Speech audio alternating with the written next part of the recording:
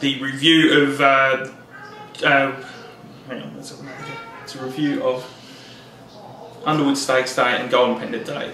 Yes.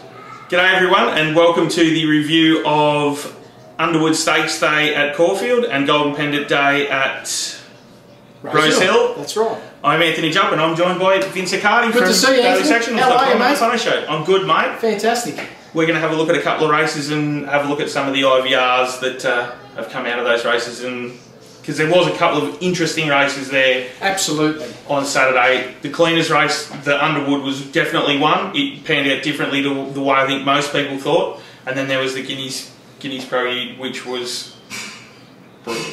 Oh, it was. So I guess we might as well start with the key race, and that was the mighty Underwood race, with pretty much three genuine horses that have been running superbly. Maybe not in sync week by week. First of all, we had Faulkner, who's a real, as we know, for a number of years has been probably one of the shining lights for Victorian racing, and clearly one of the best horses we have in the country. There's no doubt about it. It was Frank last year in the Cox Plate, that this horse is a world-class racehorse and continues to be very tactical, can cope with slow pace, fast pace. What was really interesting with the meeting that took place was the surprise element of the pace. They only went 1.3 lengths above benchmark through the first section of the race, which was a big surprise. That's very uncleaner-like, isn't it, Vince? His sort of modus operandi normally is to gallop them along and sort of get them off the bit chasing, and that's just doesn't sort of fit his real profile as how he normally runs, is it? No, it doesn't. And what was most surprising is when you actually look through the footprint of the horse and its profile, that was actually the second slowest performance in terms of early pace. And both its slow performance in its lifetime has been this preparation. We've had one run where it was 1.5 lengths below, and then this run third up where it was only 1.3 lengths above benchmark. So all other races have been well above that. Typically likes to race anywhere between sort of 4 and 15 lengths above benchmark. That's its natural operating sort of footprint in terms of profile. And here we are running very gentle. And then even through the midsection, quite a surprise, they only increased the race pace by a length. So they went to 2.4 lengths above benchmark, pretty soft. Question without notice though, Vince, with that other performance of the cleaner, was that also at Caulfield? When it didn't perform? Yeah. No, it wasn't. Okay. No, absolutely not. Because I know there have been a couple of question marks about him. He appears to be better suited to the layperson at Moonee Valley. I don't know whether he gets around the bends easier or what his go is there, but he just seems to be a bit more suited there. But that's very interesting that it wasn't necessarily that Caulfield isn't the reason. He's just had a sort of a below, almost a soften up run at this stage of his prep heading towards a Cox Plate. Yes, well, my rationale is looking at what's taken place here is most profiling of a race is when everybody congregates to work out their tactics and what the strategies are. Everyone knows the cleaner's going to lead. Now the cleaner generally takes several hundred metres to pick up and build up a level of momentum. No one really wants to take on the cleaner because they know how brutal it can be. So what's happened is Niall's been able to roll out to the lead, there's been no challenges, and he's just been able to go at a very gentle pace, and he's obviously taken a position that, well, there's no need to go any harder, no one's going to challenge me, and therefore hope that he can sort of be there late. The challenge though with the cleaner is when you have that structure, it is very one-paced, but it's at a high level though, like a high cruising speed. So I want to put the one pace in the context. It's not going to turn around and then just sprint 5-6 lengths above the benchmark over the last 400. He's got a high cruising speed, but not really a turn of foot. That's it, and that's the challenge.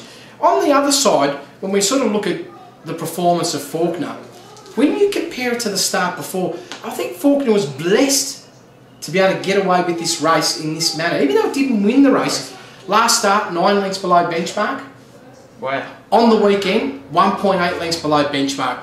That is still a turnaround in race pace of around 8 lengths. So it still had to increase its race pace by 8 lengths. That's very important, because you imagine if they had gone plus 5 or 6 like a lot of people may have been predicting or forecasting, it would have been a very, very different situation. It could have been a brutal run, could have been a flattening run, could have created all sorts of issues. Mourinho, on the other hand, sensational first up run, went sideways second up. We wanted to make sure we included it in our race speed profiles because it had that strong stamping. We sort of made mention, even for those who listened to RSN, that it was important that we felt this horse was one of the strong four. And the other thing with that we also need to take into consideration there, Vince, is the price. I mean, it's got a similar profile to the Cleaner. Yes. The Cleaner was $6, $8 hard in the market, second or third pick. Here's 20 to 1 Mourinho. Wow. I mean, you've got to love that. Well, if they're going to do that, then I think we're all going to be pretty happy and we're all going to make money. So the reality of it all is, when we now sort of crystallise it all, Faulkner still is the one horse that's got the massive leap up now. He's the premier weight for age Australian horse at the moment, isn't he? So he's got that super profile, going to go in the right direction. So he's a horse that we should, take that run as full of merit. Obviously, the Cleaner ran well under the circumstances. Mourinho was good enough to beat them both, even though it was really a blanket finish between the three. Maybe if you run it again and you just shift the finishing post by a millimetre, the result changes. There's a different result. But in saying that, though, they were the three horses that you thought were going to be right there in the mix, and that's how it panned out. And the other two that you were sort of against, which were the two New Zealanders in Volkstock and Barrel and Mongolian Khan, it turned out that way as well. So you sort of copped at both sides there, where we were hard against with the winners and against the ones that were just they weren't going to be able to cope with that pace. I don't know if they need further or. Well, that's right. So the other horse that I also feel that hasn't been a real fan of mine, in the sense that it's been there in terms of performing, probably haven't been able to capitalise on an individual basis, but the bottom line is contributor. There's a lot of talk about that, so we should add a little bit of clarity to what's taken place.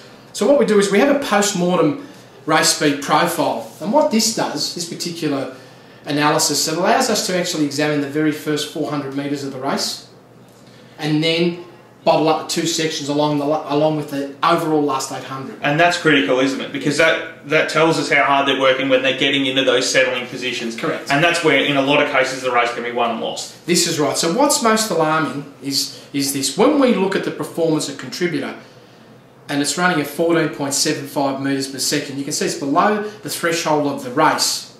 And basically, then you look at the mid and the late profile, it actually outperformed Faulkner in the mid and outperformed Faulkner in the late. Now, there's probably plenty of people that are happy to go back and watch the tapes, yes. And I'm pretty sure the tapes aren't going to tell them that. No. So that's the sort of insight that you're getting by getting these products. So this is a really important thing about this horse. This horse, that run would have been beautiful, top off run, travelled in the sense of one run to the other. I cannot help but feel we're going to see a monster leap frog with this runner, and he's still going to have a bit of freshness about him. What's important about Contributor is he's the only horse out of this group of runners that can actually put two sections together where they are typically between 8 and 10 lengths consecutively above the benchmark. So you've got to watch that. Yes, a brutal pace could negate all that and be a negative. It just appears to me it could be a bit stronger, and I was on the fence after the first run, Anthony, about where's this horse going. And you look at this on face value. When I first looked at it on Saturday, I was disappointed. But when I critiqued the figures, I said, no, I'm going to respect you, because if you're not going well, you couldn't outperform the Faulkner over the last two sections of the race if you weren't travelling well. But going forward, that's something that we're also going to need. Like, we've got him in mind now. Yes. He's someone on our radar, but that's where the RSPs come in, to make sure that he gets the right race shape when we get to the day that whether it's Cox Plate Day or whichever race they're aiming for, we need to make sure that he has got the shape that is going to suit him. So at this stage, keep him on guard and keep him on side. Okay, that's great. Well, if we can keep that in mind, and